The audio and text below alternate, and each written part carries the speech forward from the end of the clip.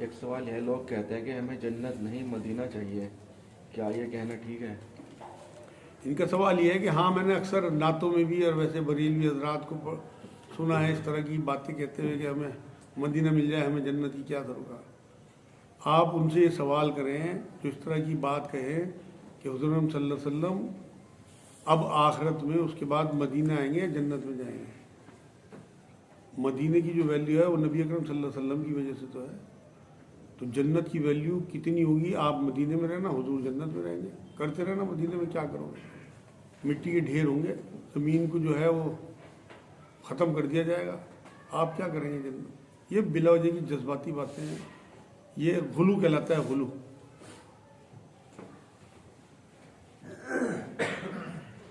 एक सवाल है, देख पकाकर उसका सवाब रसूलुल्लाह सल्लल्लाहु अलैहि वसल्लम और बुजुर्गों को फिर अपने रिश्तेदारों को पहुंचाना, फिर खाना पर फूंक मारना ठीक है? हाँ, ये भी करते हैं लोग, और ये है तो एक तरह की बिदअत ही। अगर वो खाना अल्लाह के नाम पे पकाया गया फिर उसका इसाले सवाब अपने रसूल को और बुज़ुर्गों को और रिश्तेदारों को, तो कोई हरज नहीं है इसमें। मगर क्योंकि नबी से साबित नहीं है इस तरह की बातें, तो बचना चाहिए मेरे नज़दीक।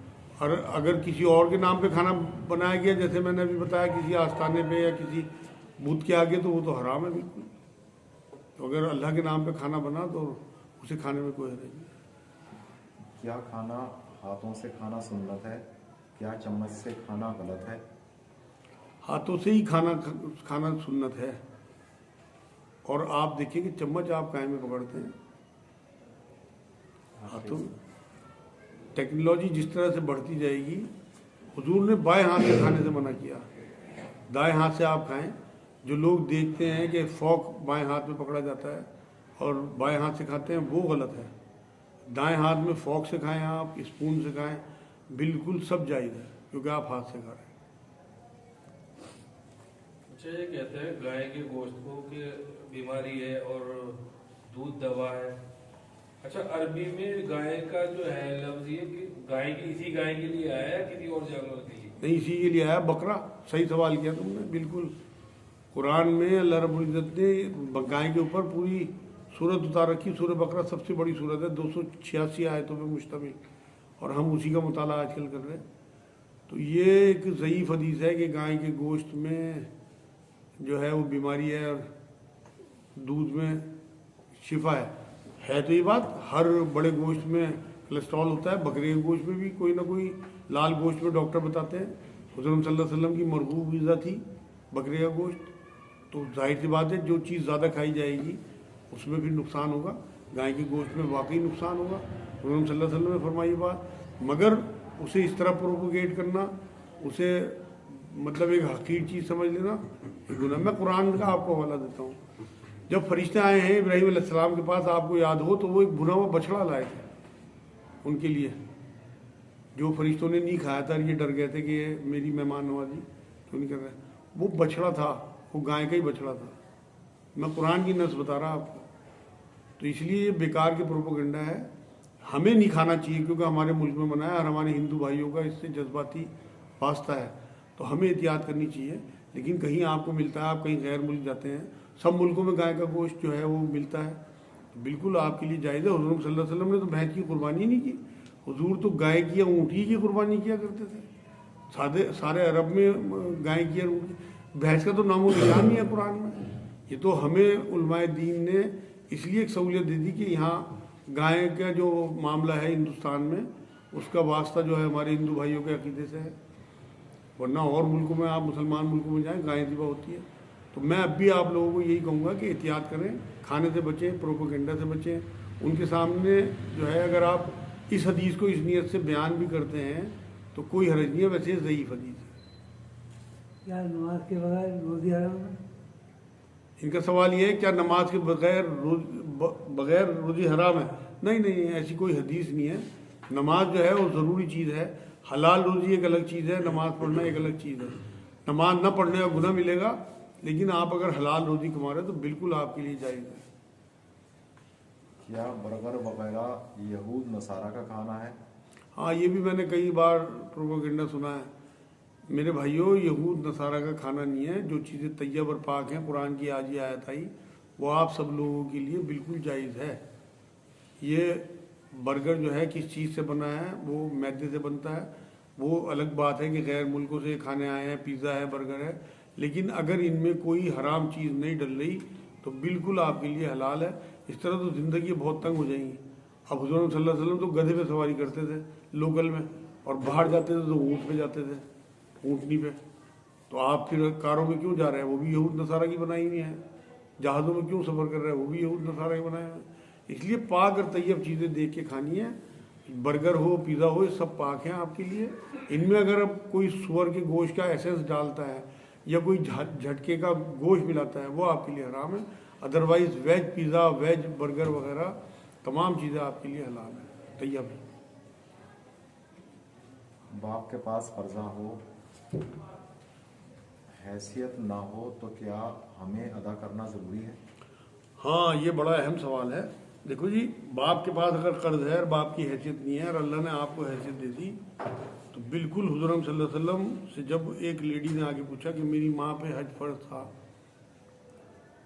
तो वो नहीं कर पाई, उनकी डेथ हो गई, तो मैं क्या उनकी तरफ से क्यों? बिल्कुल हुज़ूर ने कहा करना चाहिए। लोगों का कर्ज होता तो उतारती ना उतारती, तो ये अल्लाह का कर्ज है तो और ज़्यादा अहमियत रखता है। तो यहाँ इस हदीस से बात साबित है कि आपके बाप के ऊपर अगर कोई कर्ज है और वो जिंदा है, उनकी हैसियत नहीं है, तो उनकी फौतगी के बाद भी आपको उतारना चाहिए। अगर आपको पता लग जाए ज़िंदगी में तो उतारना ही चाहिए। उन्हें सुरखरू भेजे।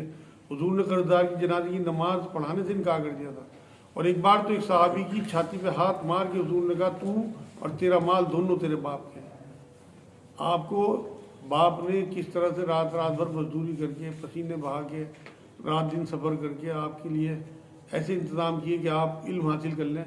आज वो अगर मजदूर ही रह गया और आप एक पढ़ लिख के कामयाब इंसान बन गए, तो क्या आपके और उसके बीच में गैप आ जाएगा? आप अब उसके नहीं रहे। इसलिए आप उसी की नस्ब से हैं।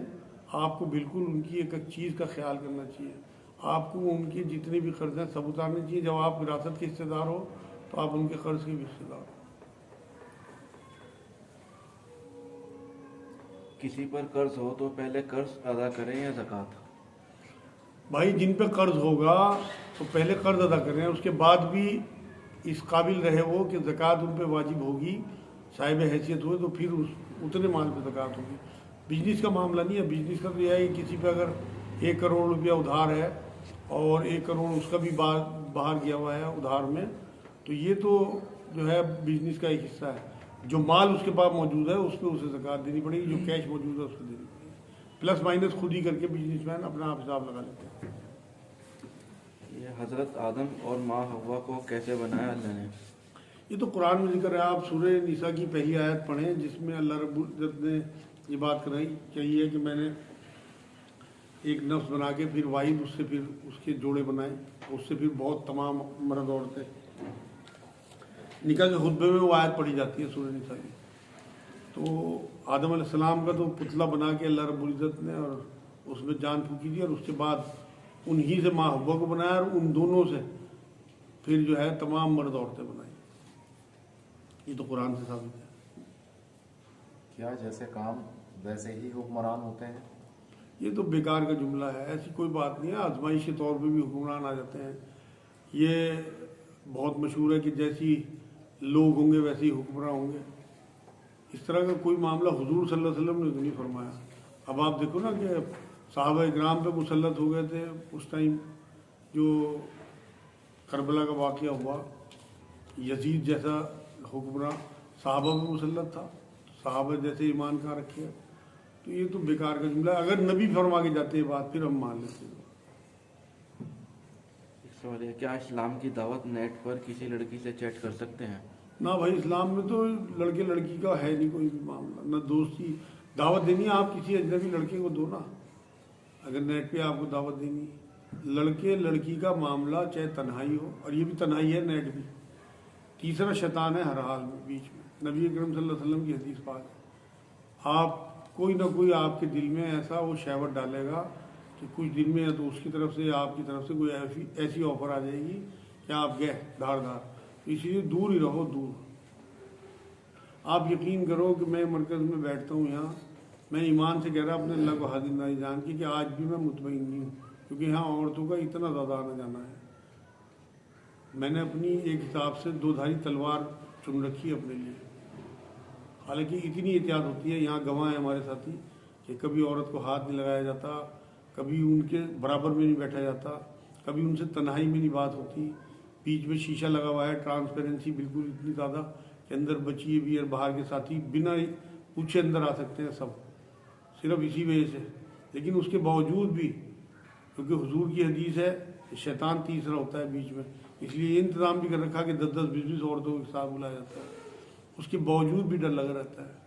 तो इसलिए औरत मर्द के खुलत मुलत से तो हमेशा बचना ही चाहिए।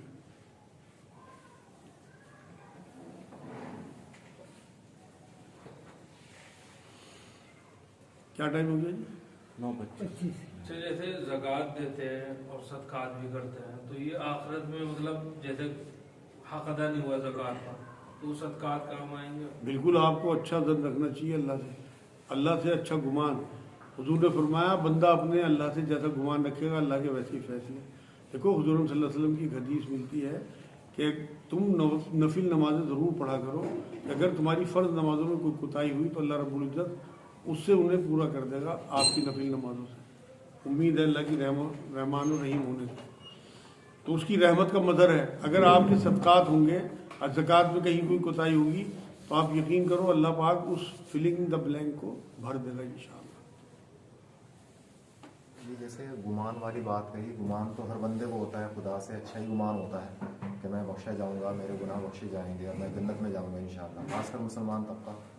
तो ये बात किस हद तक सही है? बिल्कुल सही है। आप उसके रहमान और रहीम होने पर, अगर असल में गुमान जो है, एक तो ये हुआ कि आपने कोई गुनाह करा, सोचा वो रहमान और रहीम है माफ़ कर देगा, फिर वही गुनाह कर लिया, ये तो बेवकूफ़ बनाना है अपने आप को। मादल्ला, अल्लाह को तो कोई नहीं बुद्धू बना सकता, उसे तो आपकी नीयतों को पता है। अगर आपके कल्ब में ये बात है कि वाकई वो रहमान और रहीम है और मेरा गुमान ये है कि मुझे माफ़ कर देगा। मैं एक वाक़या सुनाऊँ। एक बार एक बद्दू आए हुजूर सल्लल्लाहु अलैहि वसल्लम के पास कि हुजूर अल्लाह मतलब क़यामत में हिसाब कौन लेगा? उन्होंने कहा अल्लाह। हुजूर अकरम सल्लल्लाहु अलैहि वसल्लम उस टाइम तिलावत फरमा रहे सूरह फातिहा, अल्हम्दुलिल्लाहि रब्बिल आलमीन अर्रहमानिर रहीम। वहाँ पे रोक के उन्होंने पूछा था मालिक यौमिद्दीन तक जब हुजूर पहुँचे कि हुजूर कौन हिसाब लेगा, मालिक यौमिद्दीन का मालिक कौन है? हुजूर ने अल्लाह। कि बस फिर ठीक है, बस रहने। साहबा को हुआ भी कि अभी पूरी सूरत भी नहीं सुनी इनने। हुजूर पर मेरा काम हो गया कि क्या मतलब कि जो अपने आप को रहमान और रहीम कह रहा हो वो कहाँ हमारे ऊपर जुल्म करेगा, कहाँ हमारे ऊपर अज़ाब करेगा। यूँ कह के वो जाने लगा तो हुजूर ने कहा देखो कितना बढ़िया गुमान है इसका अपने अल्लाह। आप ये ना कहो कि सब ये सोचते हैं कि अल्लाह बख्श देगा। बहुत सारे लोग ऐसे हैं जो अपने गुनाहों पे सोचते हैं कि अल्लाह नहीं बख्शेगा, उन्हें नहीं बख्शेगा इंशाअल्लाह। और जो गुनाह करने के बाद तौबा करेंगे सच्चे दिल से और ये यकीन रखेंगे कि मेरे अल्लाह ने तौबा का हुक्म दिया वो बख्शेगा, तो इंशाअल्लाह बख्शेगा। और जो कुरान में एक जगह आया उसकी रहमत से मायूस ना हो, तो वो भी इसी कॉन्टेक्स्ट में है बात। हाँ, असल में बड़े बड़े गुनाह करने के बाद जब आदमी को लगता है कि मेरे गुनाह तो माफ़ नहीं हो सकते, मैंने तो इतने बड़े गुनाह करे, तो वो और गुनाहों में मुलविस हो जाता है, बढ़ता चला जाता है कि यार मैंने तो इतने कर रखी है, कौन चक्कर में पड़ेगा, माफ़ तो होने नहीं, और करो और करो। उन लोगों के बारे में अल्लाह ने कहा कि इनसे कहे नबी कि इन्होंने बड़े बड़े जो अपने ऊपर जुल्म कर रखे होंगे तब भी मैं इन्हें माफ़ कर दूंगा, मेरी रहमत से मायूस ना होगा। तो ये जो कुरान में अल्लाह ने एक जगह ये कहा कि मैं शिर्क के अलावा तमाम गुनाह माफ़ कर सकता हूँ, ये उसी आयत का समझो मदर है। दूसरी आयत अल्लाह ने कुरान में कहा आप जो है अल्लाह के हुकूक हैं, नमाज है, रोज़ा है, हज है, तो वो अगर आप छोड़ते हैं तो उम्मीद यह है कि अगर आपने तौबा कर ली मरने से पहले पहले और उन्हें शुरू कर दिया तो आपके तमाम गुनाह वो माफ़ हो जाएंगे। लेकिन हक़ूक़ुल इबाद आपके माफ़ नहीं होंगे, वो आपको माफ़ी कराने पड़ेंगे। जिन लोगों का आपने हक़ मारा होगा, बहनों का, रिश्तेदारों का, पड़ोसियों का, वो आपको उन्हीं से माफ़ करना। किसी पे जुल्म किया हो, किसी पे ज़्यादती की थी, किसी को गाली दी हो, किसी की ग़ीबत की हो, वो उन्हीं से माफ़ करानी पड़ेगी। ज़ुबानी माफ़ करा सकते हैं, मतलब उसका रिटर्न तो हम दे नहीं सकते, सिचुएशन ऐसी हो गई, तो क्या ज़ुबानी माफ़ी मांग मिल सकती है? आप बिल्कुल दिल से अगर माफ़ करा रहे हैं और उन्हें माफ़ कर दिया तो इंशाअल्लाह अल्लाह उसे कंपलसेशन देगा, उसे माफ़ करने का भी। क्योंकि हुजूर की हदीस है कि माफ़ करने वाले ही माफ़ किए जाएंगे। आपने किसी के 1 लाख रुपए मारे, आपकी हैसियत नहीं है, नदामत आ गई दिल में, याद आ गया कि मैंने ज़्यादती कर रखी, बर्बाद हुआ मैं शायद इसीलिए, आप उसके पास जाओ, भाई मैंने आपके पैसे मारे थे, आप मुझे माफ़ कर दो, मेरे पास ज़िंदगी में हो गए तो इंशाअल्लाह ताला मैं वापस करूँगा, और अगर है तो लेके जाओ। यही बात है, तौबा का मसला ये नहीं है कि आप सिर्फ तौबा कर लें उससे माफ़ करा लें, आप उसे वापस करो जो आपने उसका हक मारा, तब आपकी तौबा पूरी होगी। और अगर आपके पास नहीं है तो उसे बात करो कि मेरी पूरी कोशिश करूँगा मरने से पहले पहले सच्चे दिल से कि आपके पैसे वापस कर दूँ, नहीं तो मैं दुआ करूँगा कि अल्लाह आपको एक वहाँ पे 700 गुना की दावत है, आप अल्लाह के वास्ते मुझे माफ़ कर लो। यहाँ पैर पकड़ लो, माफ़ी मांग लो, 2-4 रैपट खा लो, चल जाएगा। वहाँ बिल्कुल किसी को इख्तियार नहीं होगा, ना वो माफ़ कर सकता है और ना वहाँ आप माफ़ी मांग सकते हो।